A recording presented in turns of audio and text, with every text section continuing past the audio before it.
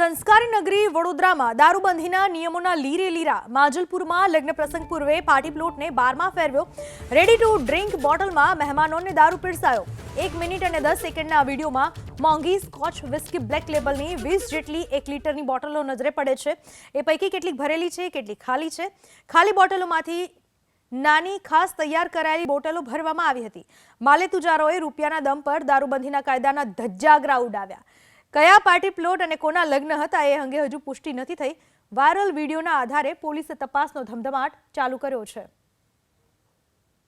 વહેલી સવારે જે વિડીયો વાયરલ થયો હતો અને જે વિડીયો વાયરલ થયો છે એ બાબતે જાણવા જો દાખલ કરવામાં આવ્યું છે.